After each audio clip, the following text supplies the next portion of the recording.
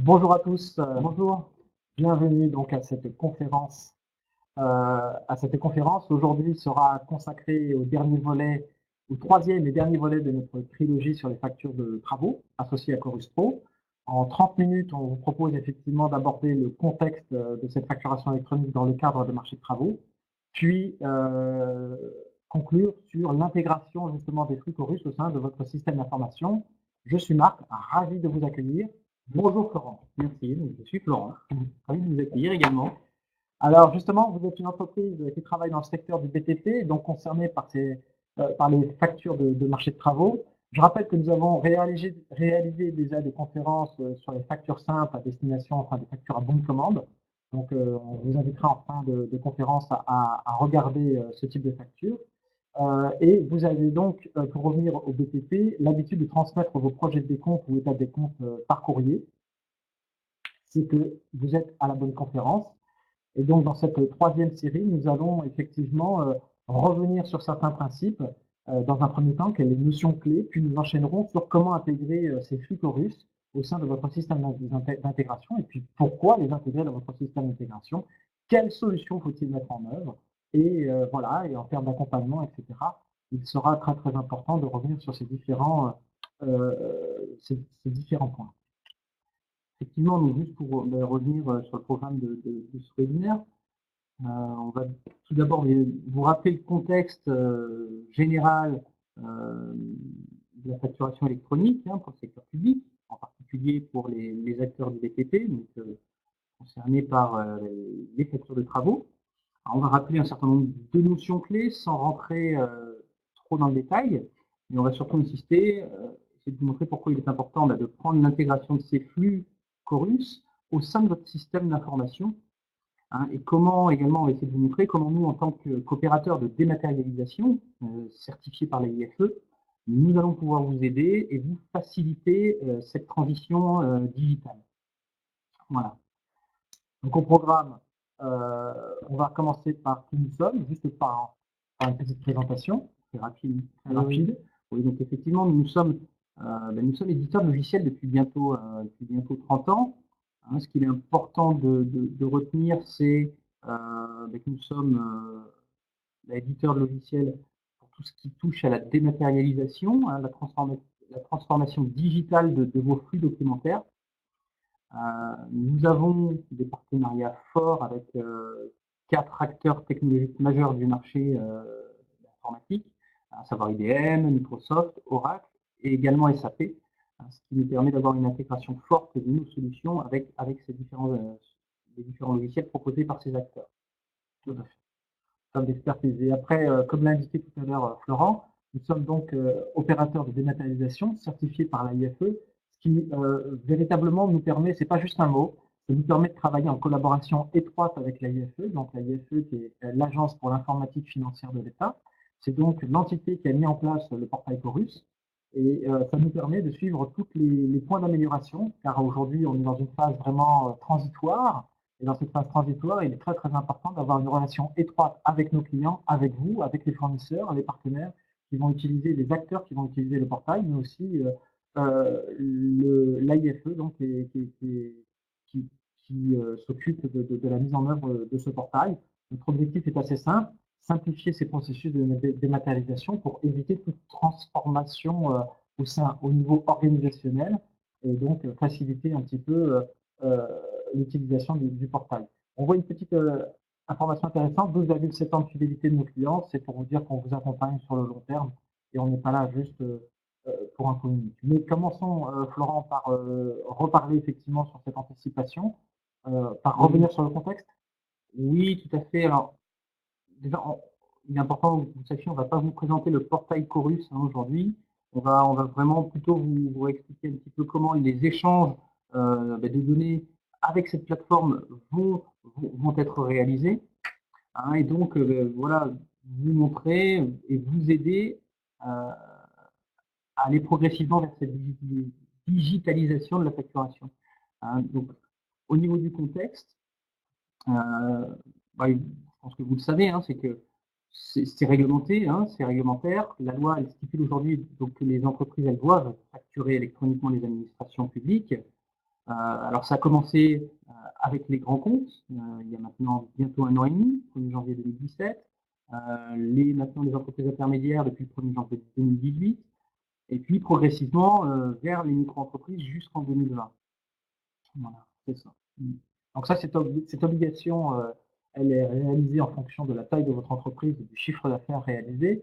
Mais pour autant, la situation de travaux est un petit peu différente, puisqu'une phase pilote a été initiée dans le courant de l'année 2017, et on se retrouve effectivement dans une phase un petit peu temporaire, parce que les premiers dépôts ont été réalisés au mois de novembre 2017. Donc on est vraiment, c'est tout nouveau au niveau des facturations de travaux. Notamment parce que à la suite de cette phase pilote, la Fédération française du bâtiment, les différentes fédérations en charge des spécificités du circuit de facturation du BTP ont discuté avec l'administration, et donc le secrétaire d'État au budget a invité les collectivités publiques, si vous voulez, à faire preuve de souplesse un petit peu vis-à-vis de ces facteurs de travaux. Et donc justement, on est là pour vous en parler. Et on est là pour vous accompagner et vous dire très exactement à partir de quand vous allez devoir déposer vos factures. Simple, vous êtes obligé de suivre ce calendrier, et au niveau des factures de travaux, il faut travailler avec nous pour vous, et on vous dira quand est-ce qu'on pourra commencer. Voilà. Les objectifs sont assez simples, c'est d'aller beaucoup plus vite, d'apporter une traçabilité au niveau des différents échanges, des différents flux. Et pour autant, plusieurs documents sont concernés aujourd'hui par le portail Chorus. Oui, on l'a déjà évoqué, il y a tout d'abord les factures simples et les avoirs. Donc ça, le système est déjà en place, c'est déjà rodé. Il y a beaucoup de clients déjà, de toute façon, qui déposent leurs factures, les factures simples et les avoirs sur le portail Chorus. Ensuite, on va retrouver des documents un peu plus spécifiques que l'on peut déposer donc, sur ce portail. C'est la facturation notamment de mémoire des frais de justice. C'est aussi des demandes de prise en charge de remboursement TIC, TICGN. Et puis, à venir, mais c'est déjà en cours manuellement, c'est sur les factures de travaux. Mais bon, de par leur spécificité, de par la complexité aussi du circuit de validation, la multitude d'acteurs qui sont impliqués dans le circuit, ça a obligé le portail à mettre en place un certain nombre de particularités. Donc nous, on va vraiment vous aider, jouer le rôle de facilitateur pour automatiser au maximum les circuits de validation et le retour d'information. Effectivement. Et donc, ce chantier de dématérialisation, on poursuit sur une irrésistible avancée, et donc maintenant, le chantier des factures de travaux, qui va nous permettre de garantir la traçabilité des échanges entre les différents acteurs. Car la particularité des facteurs de travaux, c'est qu'il existe plusieurs acteurs. Il n'y a pas que le fournisseur et le destinataire, mais on va voir qu'il y a un certain nombre d'acteurs qui sont concernés.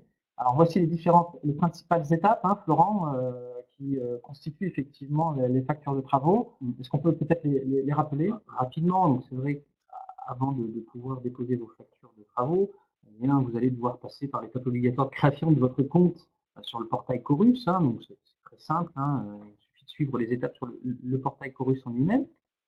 Voilà, je rappelle juste, voilà, le portail Chorus qui est de ce type en fait. Une fois que vous aurez créé votre compte, vous pourrez rattacher votre ou vos structures directement sur le portail. Et puis ensuite, vous devrez activer votre espace facture de travaux. Voilà, c'est ça. Donc ici, on est sur ce portail que vous avez effectivement sur votre compte réalisé toutes ces différentes étapes. Voilà. Donc c'est vrai qu'on trouve différents onglets, on trouve les factures à valider, les factures de travaux. Donc une fois que vous aurez activé votre espace facture de travaux, vous pourrez créer votre premier dossier de facturation et suivre l'ensemble des pièces qui sont déposées par tous les acteurs impliqués dans cette gestion. Donc à savoir les entreprises titulaires de marché, donc les fournisseurs, mais aussi leurs sous-traitants, leurs co-traitants, ainsi que le MOE, bien évidemment, qui fait partie intégrante du circuit de validation et qui devrait aussi déposer un certain nombre de pièces. On va retrouver les ordonnateurs destinataires, tels que les architectes, on va retrouver également les MOA, et puis enfin, forcément, le service financier du client pour qu'il puisse, une fois que toutes les étapes de validation sont faites, procéder au paiement de vos travaux. Exactement. Et donc, le règlement des comptes de marché se fait par des acomptes mensuels. C'est pour ça qu'on appelle un dossier de facturation dans lequel nous avons un projet de situation, un décompte mensuel. Et ces acomptes mensuels avec un solde établi est réglé en fin de marché. Donc, dans les chantiers, au sein des chantiers du BTP, On fait souvent appel à un dispositif spécifique de facturation. C'est pour cela que l'on a appelé effectivement cette situation de travaux, qui va nous permettre d'étaler les règlements dans le temps et puis les payer au fur et à mesure, mais ensuite, à partir d'une évaluation, pour évaluer les degrés d'avancement du chantier et payer les travaux. Et ça, c'est très important au sens CCAG des travaux. Je rappelle que le CCAG, cahier des clauses administratives générales applicables au marché public de travaux, et c'est ce cadre, effectivement, qui va servir, enfin, c'est ce CCAG qui va nous servir de cadre, et on va donc commencer par déposer un projet de décompte mensuel, aussi appelé point de situation. Pour autant, il existe deux situations. Voilà, on va rappeler les deux flux qui sont le plus communément utilisés.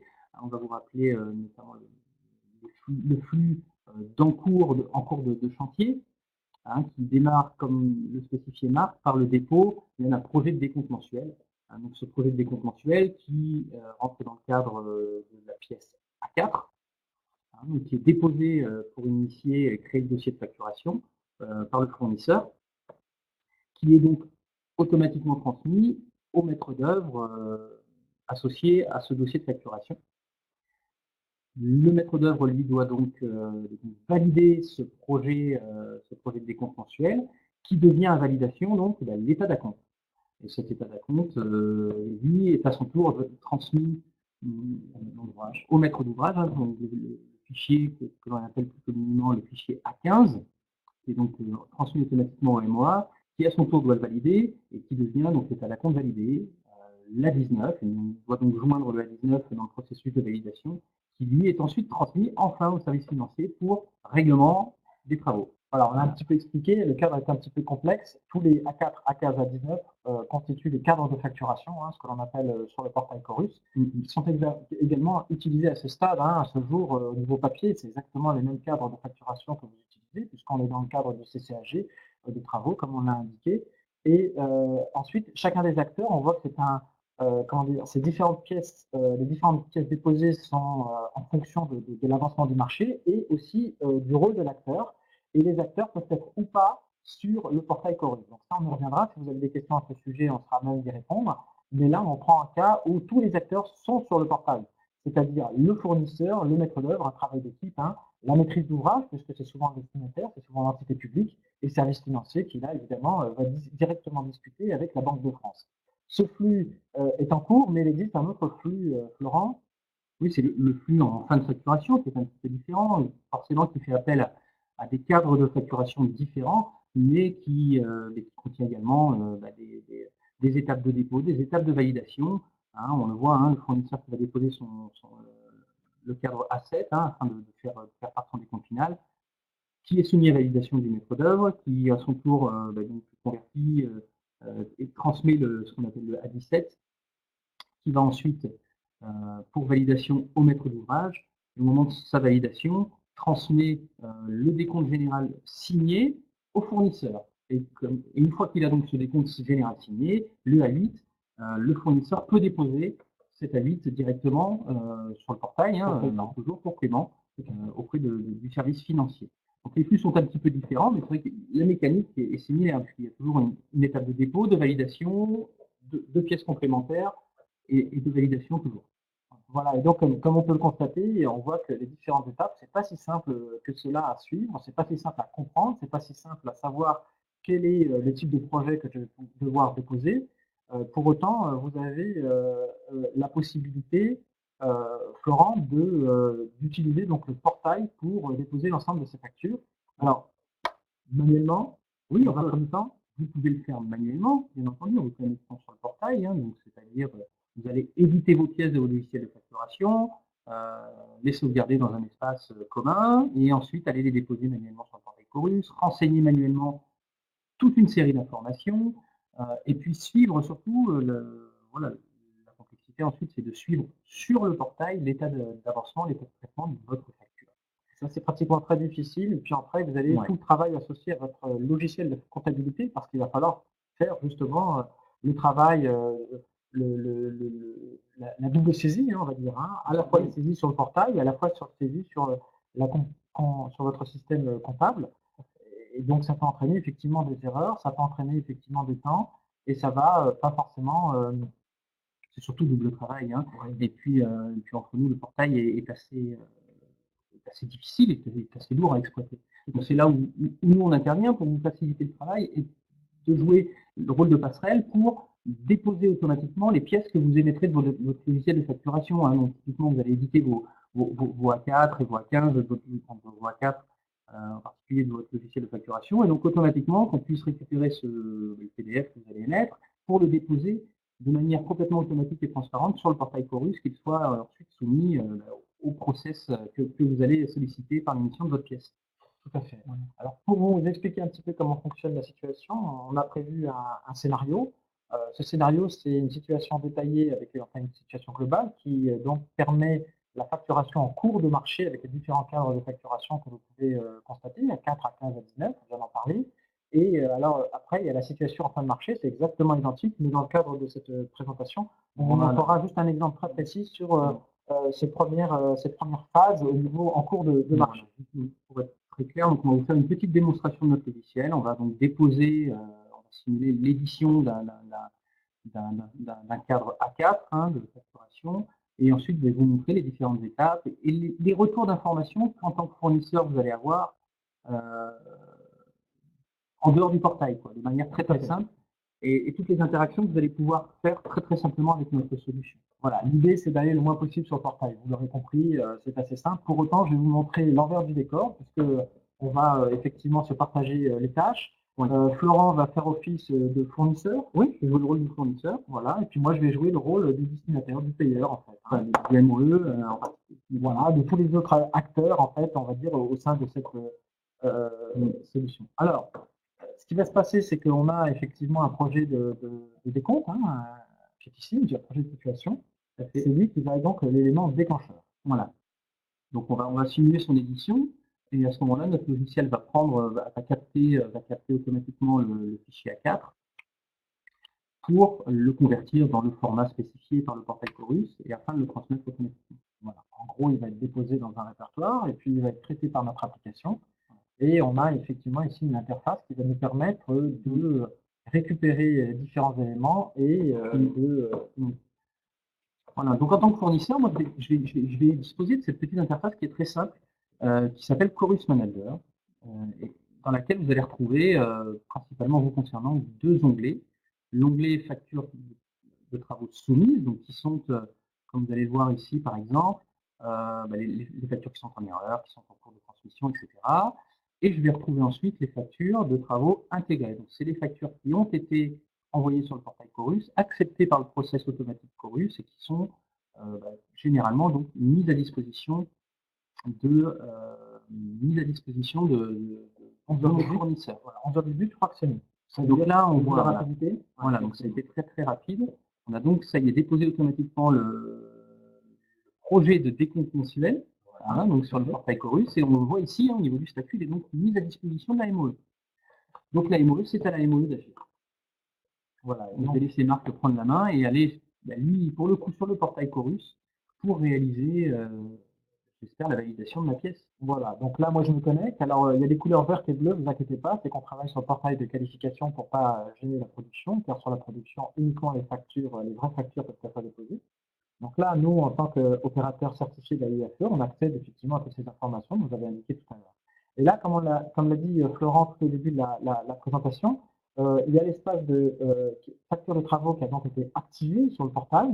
Et quand on est actif, effectivement, on va pouvoir aller ici, moi en tant que MOE, aller récupérer des informations. Alors, comme on peut le voir ici, on va avoir un tableau de bord hein, qui va être assez facile à visualiser. Et dans ce tableau de bord, en tant que destinataire, j'ai plusieurs étapes hein, qui sont à ma disposition.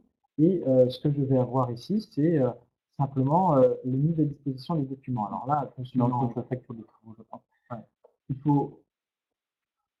On va se remettre ici. Pardon. Et on va aller récupérer uniquement la facture que je viens d'émettre. Voilà. Alors, on va classer par numéro. Voilà, On va retrouver facilement. C'est toujours un petit peu plus long.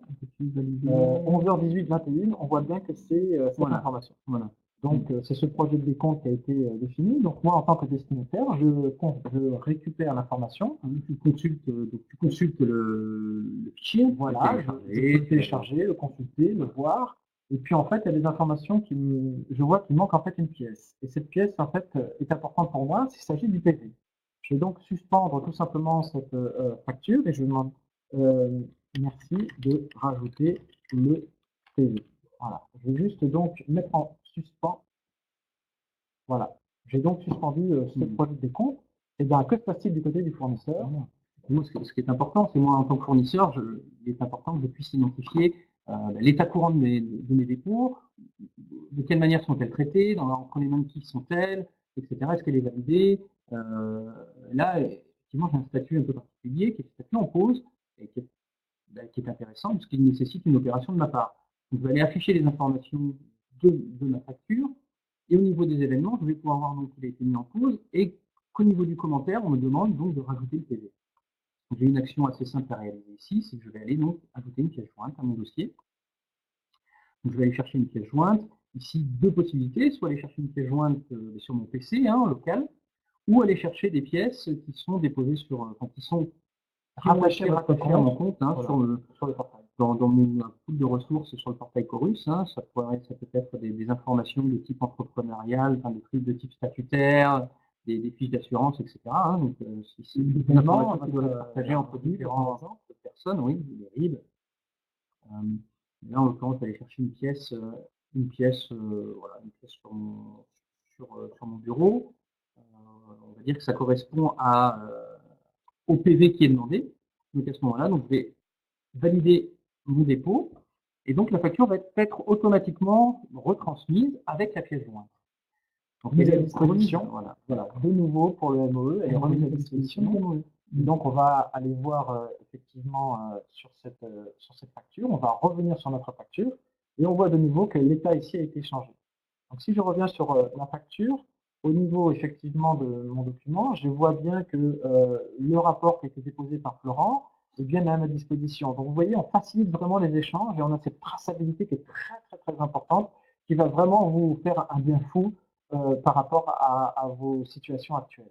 Et donc, dans ce cadre, on l'a indiqué tout à l'heure au niveau du processus, la validation du MOE va consister à déposer la pièce suivante, donc c'est-à-dire un cadre de facturation différent. C'est ce que je vais faire. Donc là, ce que je vais faire, c'est que je vais simplement récupérer un PDF non signé, et puis là, les cadres de facturation qui me sont proposés en tant que MOE. Alors, bien sûr, j'ai MOA parce que j'ai un compte qui me permet de faire les deux, mais là, c'est A15. Je ne peux faire que ça en tant que MOE. Et puis ici, je choisis mon fichier. Et là, je prends mon état d'acompte MOE, et puis je vais continuer l'opération. Voilà, ensuite, mes informations ici sont mon projet de